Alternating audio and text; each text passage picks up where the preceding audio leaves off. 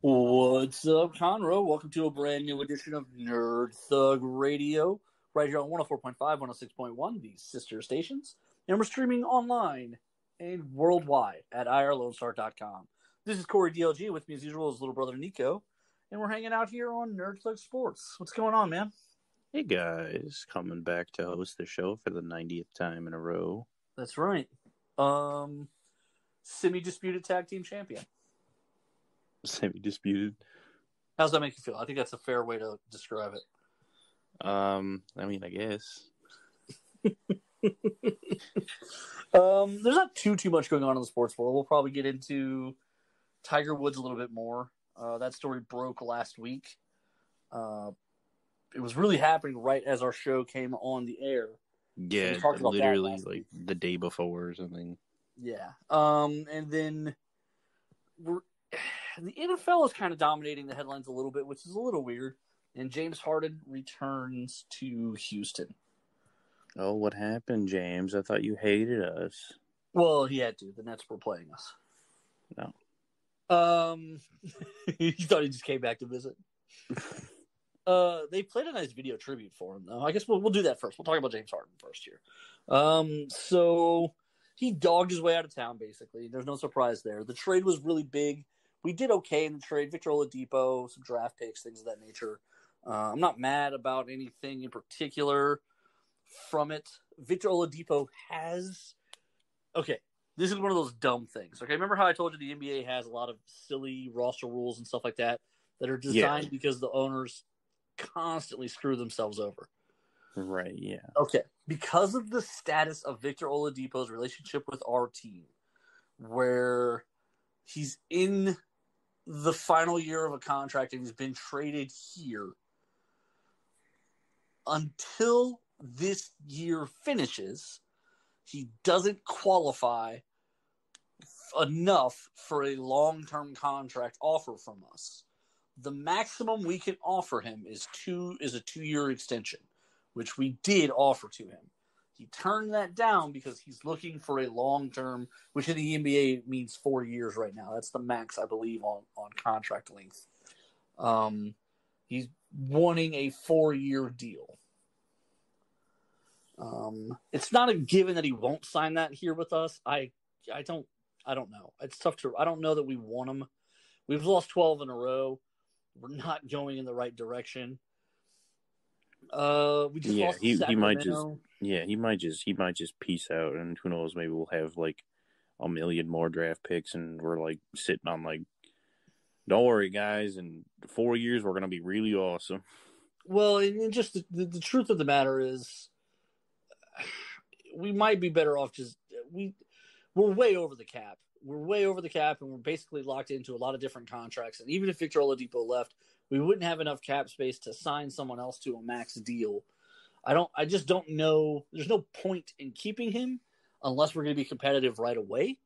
And I don't know that there's a great reason to spend money right now if you're Houston Rockets ownership. If you're the Rockets right now, essentially all of these guys are flippable for assets. It's almost that era again when we were constantly, every trade deadline, making a move and picking up draft picks and getting rid of players until we finally felt like we had the right stuff, and then we wind up with the James Harden trade. It's sort of a silly thing to be able to – we did offer him the 2 years. And the fact that we offered him the 2 years says to me we probably are going to offer him the 4 years. I don't know that it's in our best interest that he takes it, though. Yeah, I'm of the opinion now that we basically need to do the thing that every sports fan hates to hear. We need to be bad for a little bit before we're really great again. Well, yeah, because this team as it's presently built isn't getting it done. Like I said, we've lost 12 in a row. The other night we were 5-point underdogs to the Sacramento Kings, who also aren't good, and we lost by 49 points. Yeah, we're not making it to the playoffs in any kind of glorious fashion here. No, we're not going to be in the playoffs. As of right now, we're out. We're probably not going to make up the ground. I think we're 4 or 5 teams back from the playoffs, and it doesn't. right now everyone's playing and it doesn't look good. So I don't think there's much room for not this room squad. for a ton of improvement here, even if we I'm not looking at this squad to fix it. Yeah.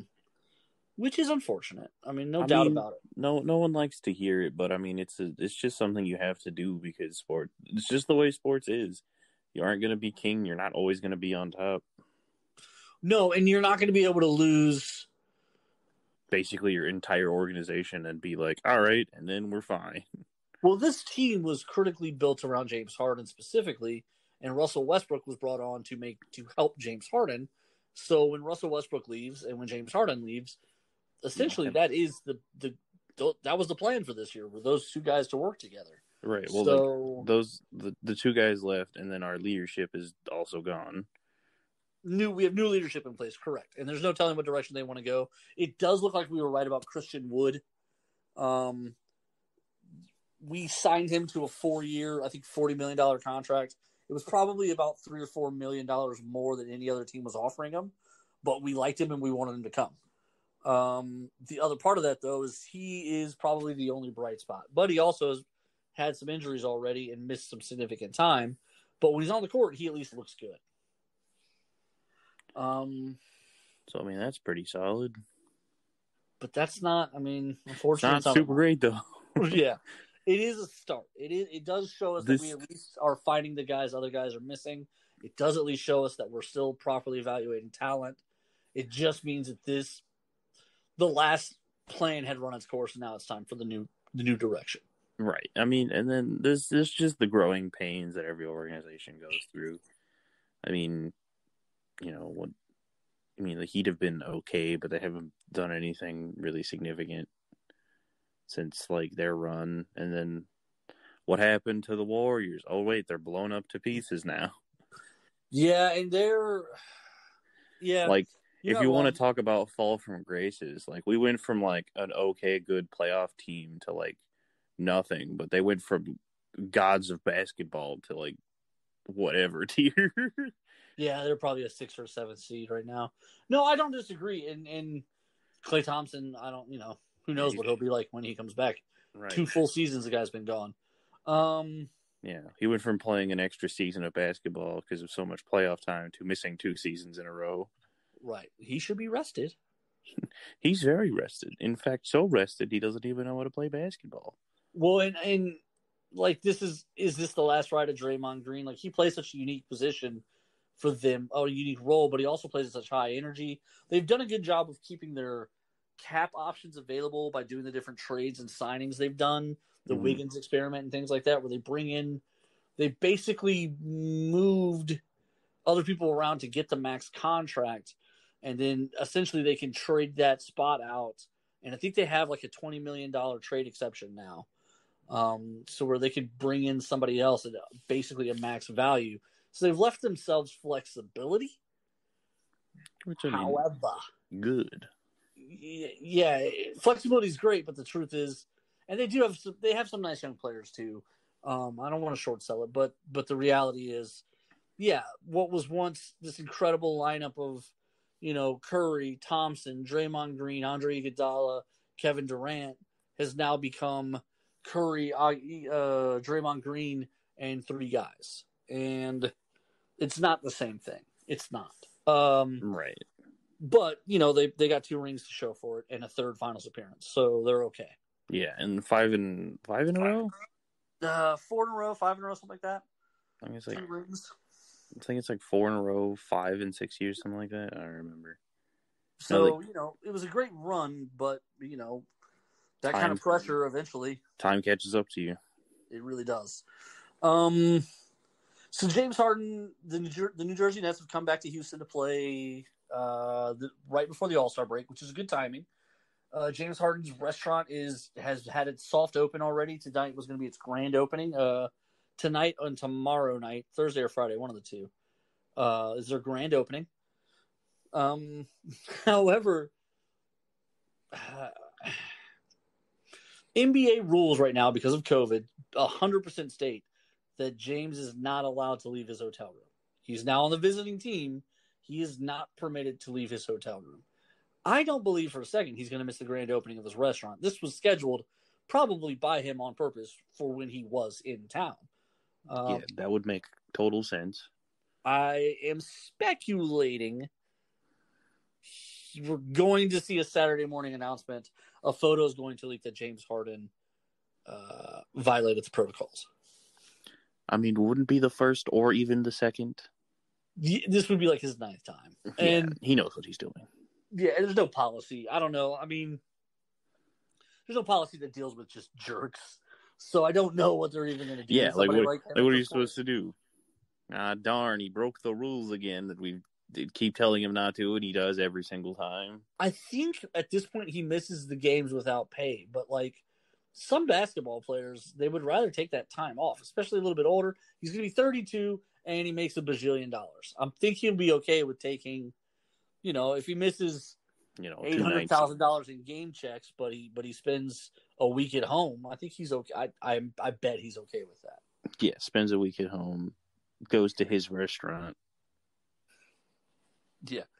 Some people were trying to guess what the over-under on number of strippers in town this weekend is. It's a hilarious metric. It's Harden's du jour, is the strip club. He was known for it. He was celebrated for it. When he left Houston, one particular nightclub, well, I'm not going to put anybody on blast, name or anything. It was kind of a neat promotion. They retired his jersey. That's hilarious. They literally put a Rockets 13 up in the corner in honor of James Harden. The man, the myth, the party. What a legend. So it's tough to say what's going to happen here.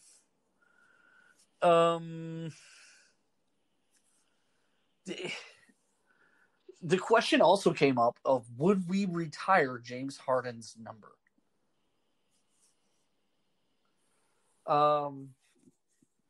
As ridiculous as that sounds, I want to preface it with this. Everything that I know from the people that I know in the sports reporting industry and from my friends who know athletes and things of that nature is, even though publicly it was a train wreck, privately James Harden said all the right things and did everything right privately with the Rockets in such a way that he basically, they want to keep great relations with him because they're under the impression that he wants to come back here at some point. I think I even heard someone use it publicly, so I'm going to use it. One of the sports reporters that I know, I said it on the radio, I believe, a LeBron situation where he played out in Cleveland. It was obvious they weren't ever going to be ring ready, so he went and got a ring in Miami. Then when that contract was up, he came back to Cleveland. They're essentially saying that he went to New Jersey to get a ring during this next 2-3 year period of his contract. When the contract is up and he's a free agent, the Rockets are under the impression that he wants to come back to Houston. Man, I really hope this isn't one of those situations where it's like, oh, he was nice to me once, so obviously he's going to come back. Yeah, I don't know. I don't know if there's been any sort of... The NBA is notorious for under-the-table promises.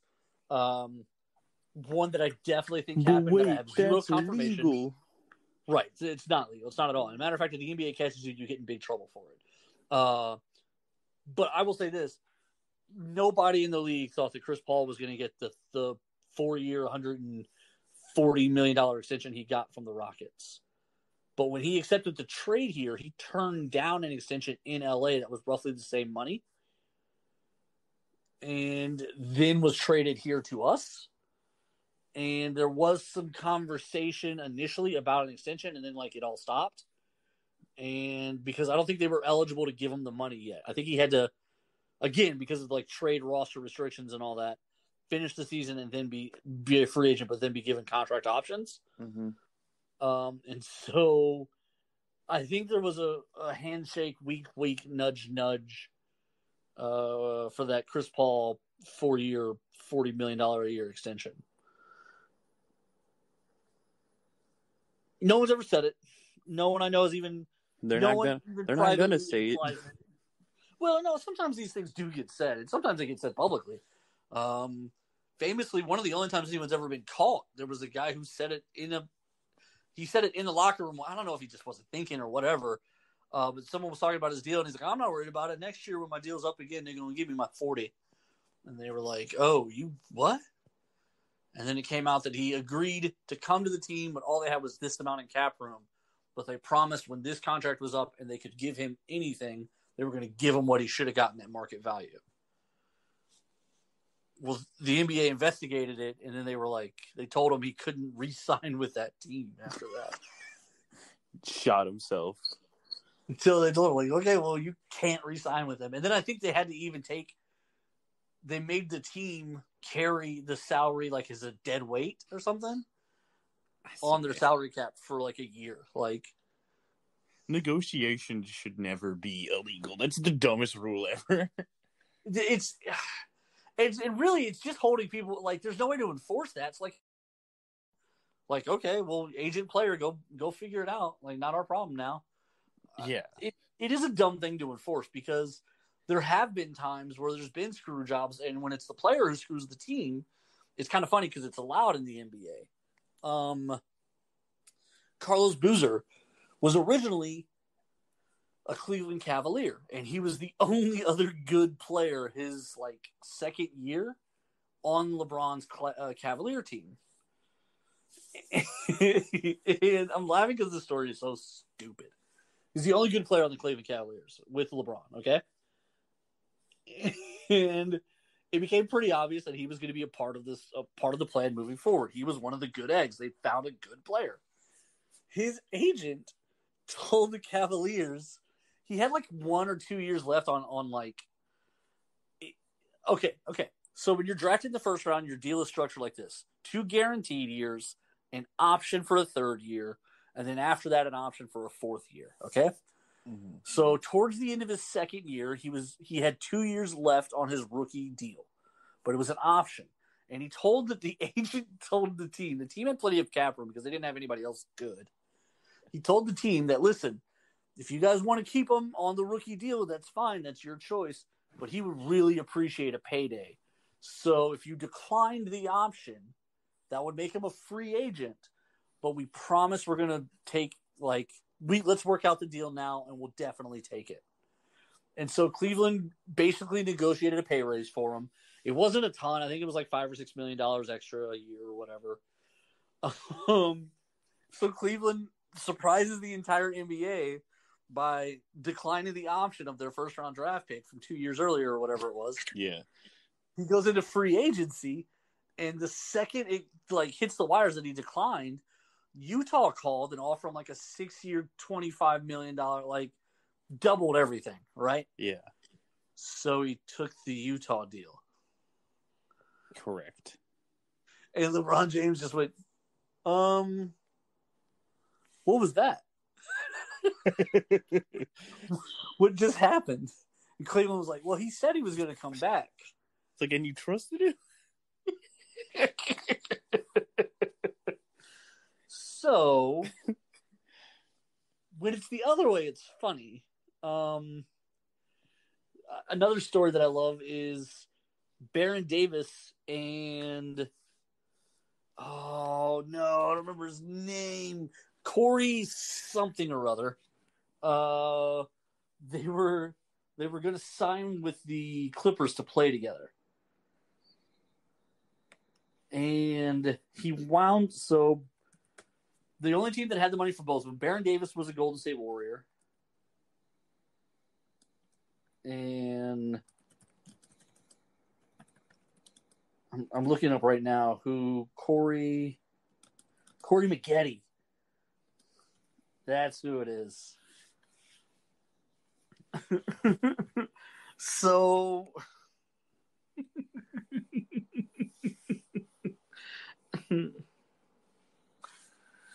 oh no. Yeah.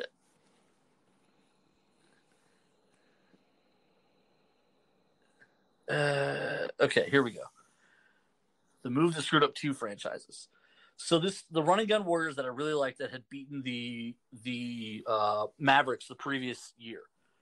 They come apart because Baron Davis can opt out. So he opts out of his $17.8 million deal, and he signs a 5-year, $65 million deal with the Clippers because Baron Davis and another player had agreed to play together.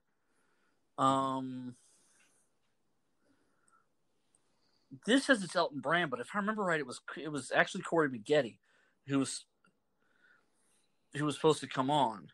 Oh no. Okay, Elton Brand was a Clipper and he wanted out, but he had let it be known that if Baron Davis were to come to the team, he might stay. And Baron Davis liked Elton Brand, so he came, and then Elton Brand left. Smart. And so Baron Davis got a 5-year. It was a lot of money. 5-year, $65 million deal. Whew. And the second he showed up, it meant the coach was going to have a hard time because the coach runs like a structured offense, and Baron Davis definitely doesn't.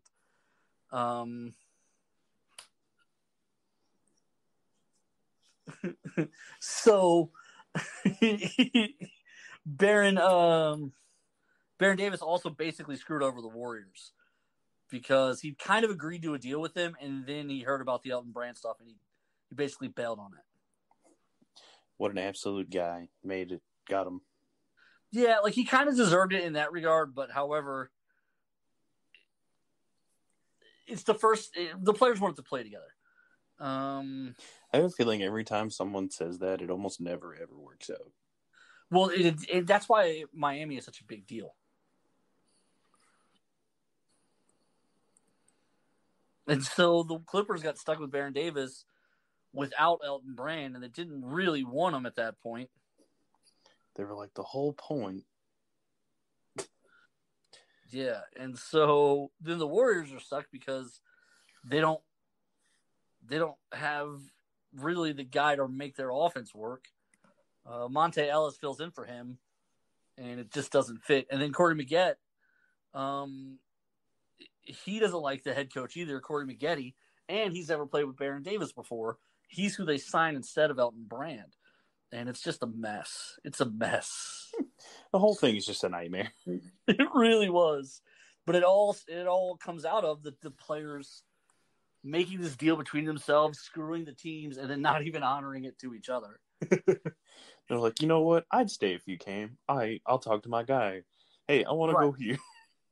So, like, Baron Davis had kind of already agreed to stay with the Warriors. He had the opt-out year for 17.8, but he kind of already had agreed to a new deal if he decided to opt out.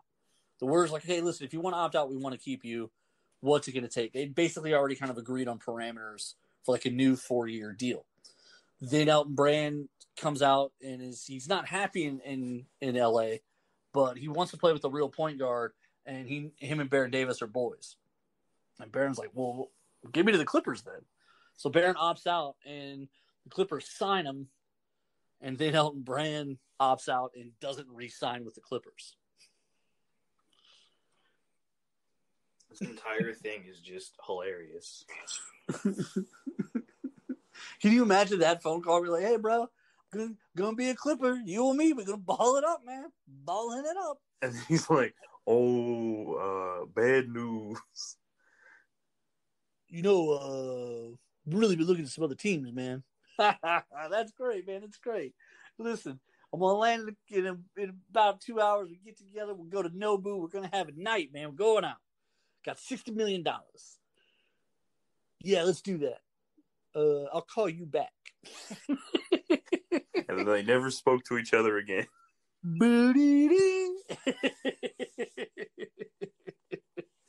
Yeah, man. So I was looking over the Tiger Woods stuff, and the sheriff is still investigating the car accident. I don't know that Tiger Woods is in the clear yet. It was really bad. The sheriff department went and got a warrant to download like the black box information from the car. This is how you know you have too much money. When does your car have a black box? Well, if you're driving a Hyundai Genesis, they all do.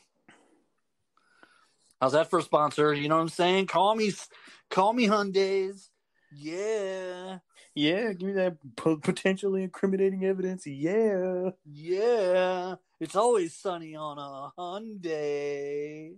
That's literally the dumbest joke I've ever heard in my entire life. Shut up, we're getting paid. Shut up. We're getting paid? I mean, no, we're definitely not sponsored by Hyundai. No, we're not. Don't ask questions. Come visit my mansion. This is the start of the embezzlement case. But no, I do think Tiger Woods is a little bit. It looks like it might just be a misdemeanor, but I'm not even sure.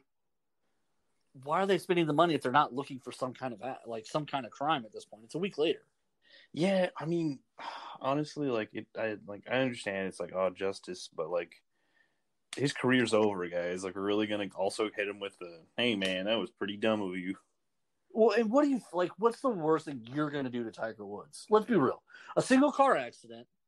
You're not gonna be able to do a breathalyzer with a black box. So the most you're gonna be able to prove is that he's a bad driver. He's part Asian. We knew that. Oh, got him. But no, I don't understand. Like, there's no real outcome to it, right? I mean, what's the goal? A small fine, a nick on his record. I don't know what they're after. Like, you're not going to be able to put him in jail for a single car accident. And beyond that, he's got some pretty good lawyers. Yeah, and like Tiger Woods is like, yeah, he got good lawyers. Almost anything beyond a ticket, it's going to be a waste of time. Yeah, because it's going to be a really expensive case. There's no way he's just going to be like let's say hypothetically they're secretly investigating him for running someone over right now, and they just don't want people to find out that he killed a homeless guy like 2 blocks before he went off the road, right? Mm-hmm.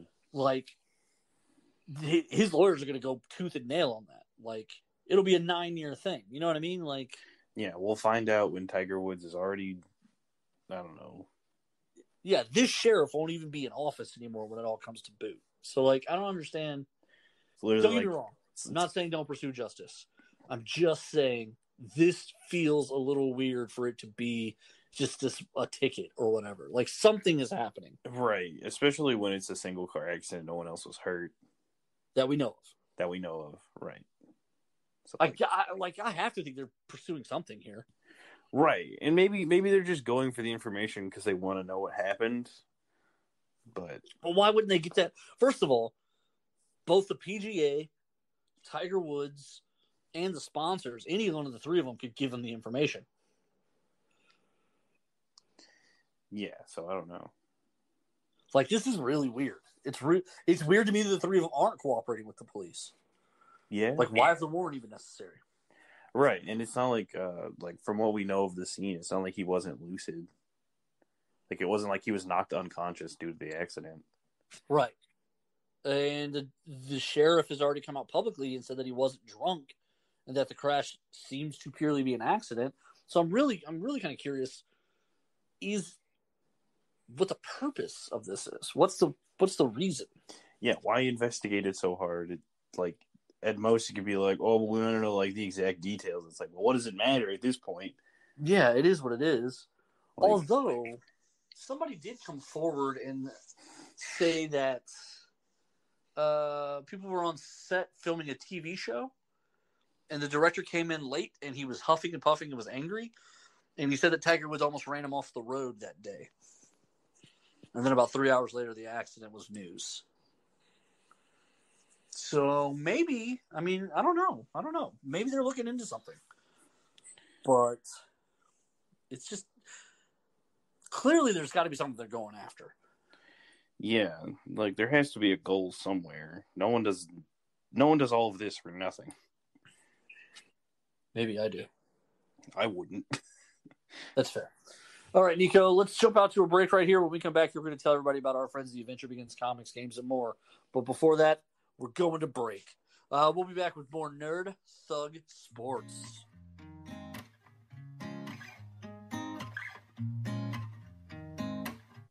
The Adventure Begins Comics, Games, and More is a wonderful store located right there on 1488 in Conroe that sells comic books, gaming cards, gaming accessories, board games, as well as all kinds of fun nerd assorted accessories. This is Corey DLG of Nerd Thug Radio, just reminding you that if you're interested, and if you're bored, if you got some free time, if you wanted to go hang out at an interesting or fun place, the Adventure Begins should be an option you consider.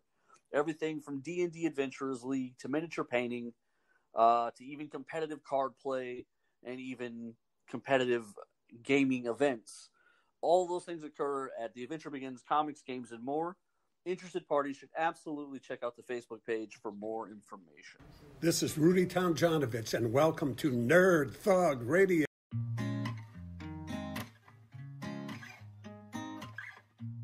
All right. Welcome back to Nerd Thug Sports right here on 104.5, 106.1, these sister stations. Streaming worldwide on this wonderful, wonderful Thursday afternoon. Check it out on IrelandStar.com. This is Corey DLG and little brother Nico right over there, and he's got some information to give you about our friends, The Adventure Begins, Comics, Games, and more. The Adventure Begins Comics, Games, and More is open and at full operating hours. So we still have so if you want to come inside, you're going to have to wear that mask. And if you're still trying to be safe and cautious despite us opening up the state, they do have delivery and curbside options available. We do have some events running back up. It's already March, and the world is going by way too fast. So Saturday, March 6th at 2 p.m. is the Pokemon Casual Play, and at 6 p.m., also on the 6th, is Hammer Time. So that's Warhammer and Tabletop Warhammer meetups. They are back in action. Bring your minis. You have to get some good board gaming action. I know they got a pretty good little community there. So it's Adventure Begins, Comics, Games, and more. They got all kinds of stuff. They got your comic books. They got your anime and manga stuff. They got figures and card games and sleeves, anything you can need. All your one-stop nerd shop right there at 1488. The Adventure Begins, Comics, Games, and more. That's right. And I get my comic books there, get them on discount. Just picked some up the other day. Bill's awesome. He orders our stuff for us, different things. I've got action figures coming in. I think Nico's got some cards coming his way. We hang out at the Adventure Begins, so should you. Exactly. So we talked a little bit about Tiger Woods. I do want to say that I don't think he's ever going to catch Mickelson's record now. We kind of talked about that last week. Yeah. But it basically took him last time about 4 years to kind of put his game back together to the point where it was championship caliber golf again. Mm-hmm. He's only 3 majors away. There's 4 majors a year, so he's got 4 chances a year. He's 45. Let's say he goes to 49. Let's say he plays 6 or 7 more years in the majors before moving over to the senior tour. That gives him 24 to 30 tries at it. My personal journey through having to rehab from leg injuries, it takes a long time for you to trust your body again. And there's going to be things that just don't feel right anymore. It's not like when you're a kid and break stuff. Like I remember breaking my leg as a kid, and while I was down for a long time, when I came back, I took a semester of gym in high school, and that was basically my physical therapy.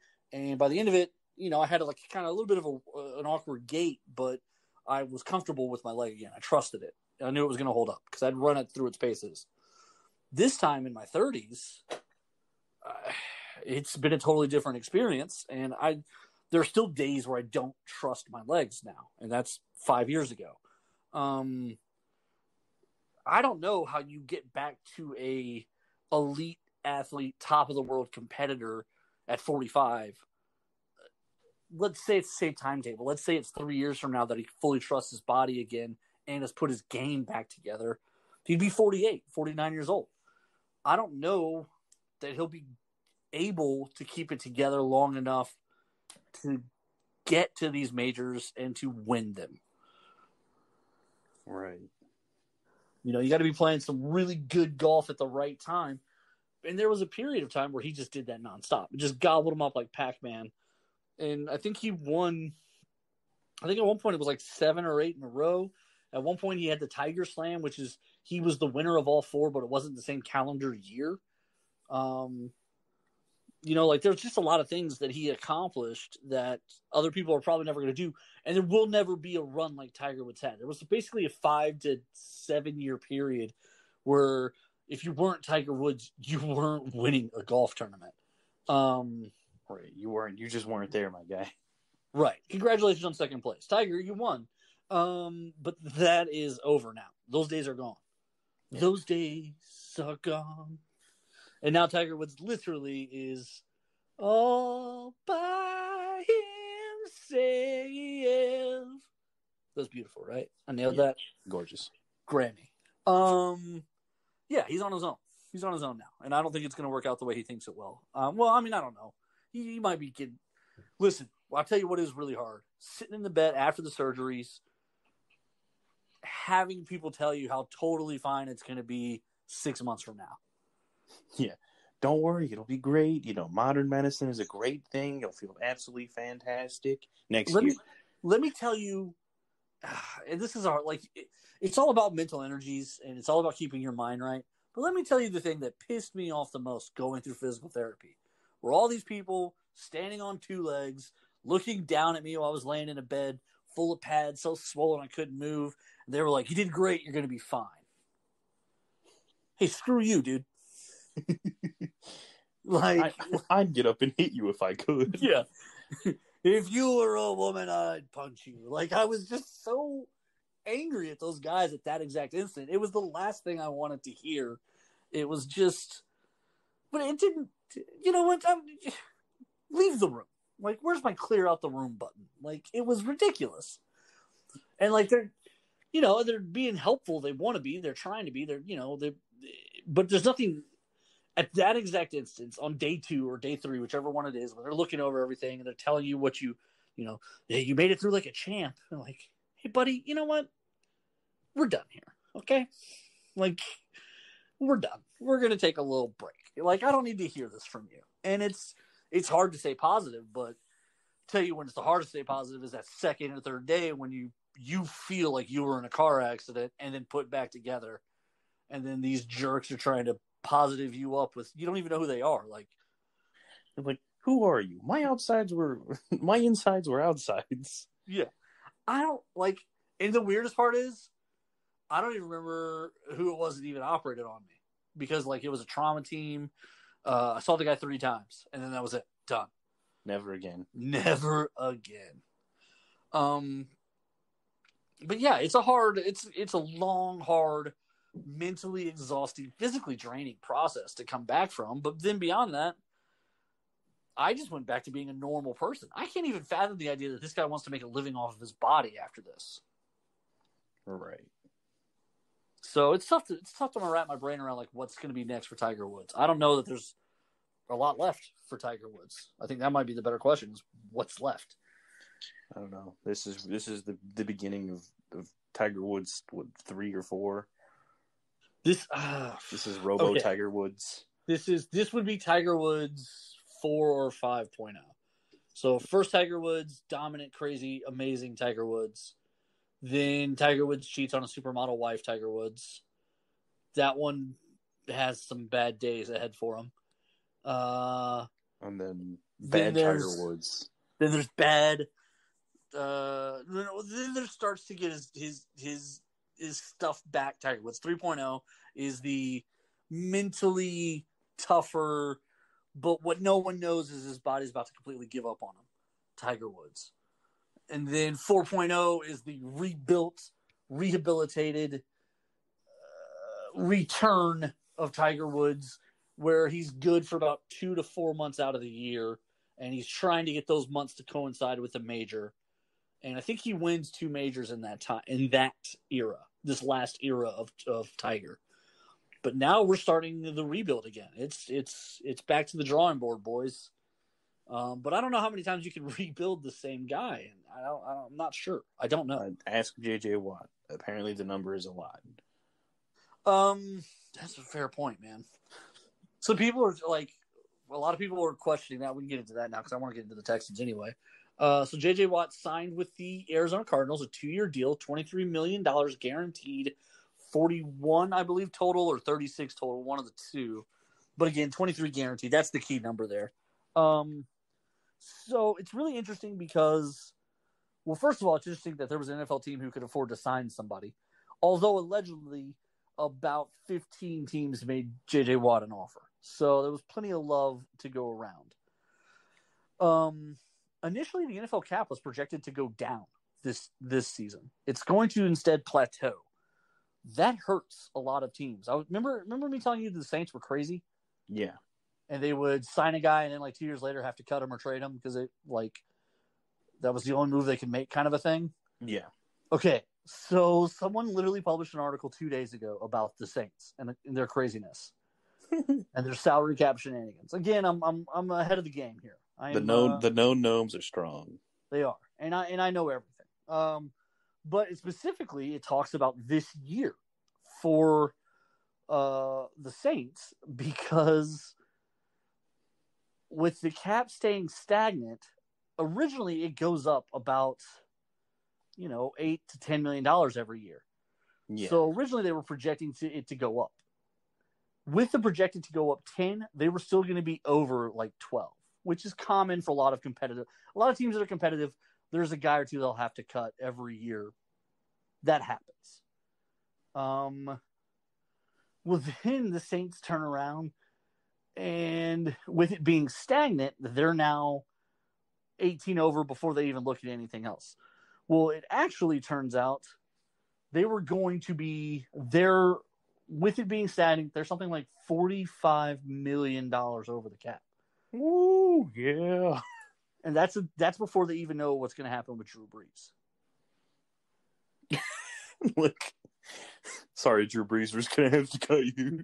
Well, no, they basically have told him, whatever you want to do, that's fine. We'll work around it. But they're just going to, if he comes back, they'll have to clear out $60 million instead of $40 million. You know what I mean? And this is the world they live in, where they're perpetually every year cutting somebody, drafting somebody, and then they talk about how they've been able to cover holes with a bunch of rookies and stuff like that. But the reality is, you're not always going to be able to do that. There's going to be times you miss. But the Saints, I was talking about, they're basically $60 million on the wrong side of the cap this year. That's pretty dank. I don't know how you manage that.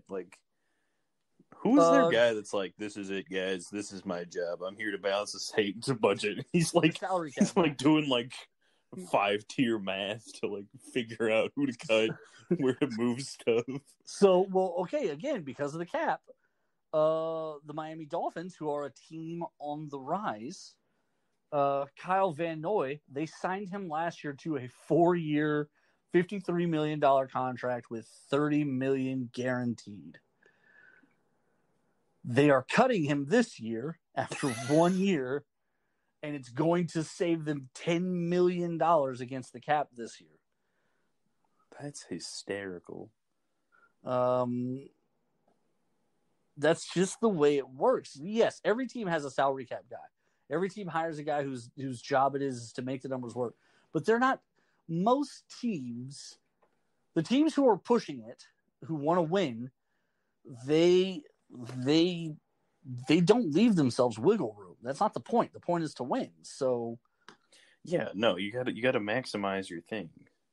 If one of the tools is the salary cap, then you got to make the most of it. And so yeah, they all have salary cap guys. It's classic team building. Right, but they're just as crazy as everyone else. It's hey, what have we got in cap? And he's 7.8. He's okay, cool. I'm going to offer this guy 9. If he takes it, make it work. And he's okay, yeah, no problem. That's fine. Yeah, okay, let's get him. He's all right, we're over 60. Figure it out. He's tell you what, you can offer him up to 12. I'll make it work. And that's what that's what they do. And so yeah, but J.J. Watt, $23 million guaranteed. I believe that's going to take his career earnings into that 80, 90 million, somewhere in that one. It's not including endorsements. Right, yeah. So J.J. Watt has earned $1 bazillion. It's good to be the white boy from Wisconsin in Houston. Let's put it that way. The Watt family. The Watt family. Couple of gamers. I'm a little surprised they didn't go to Pittsburgh. They may not have had the money. There were a couple guys on TV basically saying that he went to Arizona because of the $23 million in guaranteed, which it may have been. I'm willing to bet we're going to find out there was at least one team that offered more money than Arizona. But I honestly think the reason he went is because Guarantees. No, I think I wonder if I can explain this the right way out loud. While there are some people who like that team as it's built, nobody was going to come into this year and say that Arizona could win the Super Bowl. Yeah, no. But now, J.J. Watt coming there could change people's perception of this team. I don't think it changes anything. I personally, I don't think that's fair. I'm of two minds about J.J. Watt. J.J. Watt this year was ranked 15th among 103 pass rushers or whatever.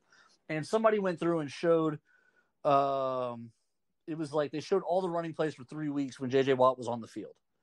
And basically 90% of those plays ran away from J.J. Watt. And the few times they ran at J.J. Watt, he broke up most of those runs in the backfield. Occasionally he didn't, but for the most part he did. I think J.J. Watt chose the Cardinals for a couple reasons. I think one of the reasons, if he has success, if he has last year again this year, that sort of subtle success, they're going to talk about it a lot more in Arizona because they're not used to it. But also, if he is healthy and does last year again this year, I think it helps Arizona enough because they have other guys talented on the field. We didn't have anyone else was the problem. So if you ran away from J.J. Watt, you could still run for 110 yards against the Texans because we had nobody else to stop you. They have other people on Arizona's defense. And so I think that goes a long way. If he's on one end and guys like Chandler Jones are on the other, all of a sudden it's a lot harder to run the ball, which means then you have to throw it, which means J.J. Watt then gets sacks again. Right. It's the classic thing that Pittsburgh had running a couple years ago with their offense, where it was both because it was two-pronged and so dangerous, it was strong. Right. And as soon as you lost one of those pieces, it was garbage. Once you don't have to take care of everything, then you can plan for it. And that is the issue. I do think that. We're up against it here, but I just want to say this as far as the Deshaun Watson stuff goes. I personally am now of the opinion there will not be a trade. I saw something the other day where the dead cap number moving Deshaun Watson is a $40 million dead cap hit. What that means... Oof, yeah. What that means is if we trade him this offseason, next year, $40 million of our cap is just eaten up in dead money. If you've been paying attention to the last 3 minutes of this show, that's too much money in dead cap for teams to be able to deal with. No team can afford that $40 million hit. Right, especially one that's in such a dire strait. Well, somehow we're against the cap and bad. We're paying a lot of players money and still against the cap. So we are using the maximum amount of points and we still suck. So no, I'm of the opinion that the Texans won't trade Deshaun Watson simply because they can't afford to.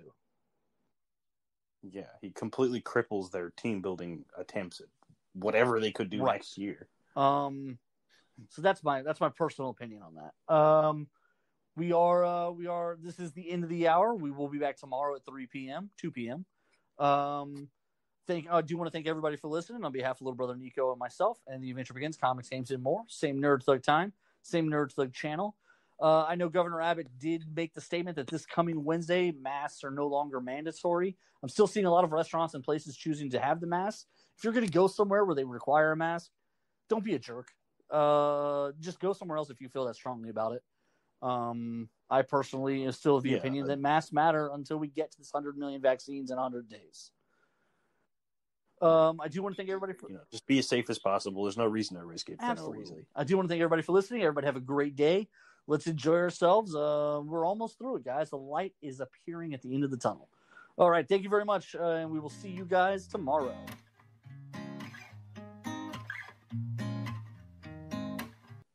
The Adventure Begins Comics, Games, and More is a wonderful store located right there on 1488 in Conroe that sells comic books, gaming cards, gaming accessories, board games, as well as all kinds of fun, nerd-assorted accessories. This is Corey DLG of Nerd Thug Radio, just reminding you that if you're interested, and if you're bored, if you got some free time, if you wanted to go hang out at an interesting or fun place, The Adventure Begins should be an option you consider. Everything from D&D Adventurers League to miniature painting to even competitive card play and even competitive gaming events. All those things occur at The Adventure Begins Comics, Games, and More. Interested parties should absolutely check out the Facebook page for more information. Hi, this is Kevin Smith, former Dallas Cowboy, Texas A&M Aggie as well, and I want to say what's up to Nerd Thug Radio.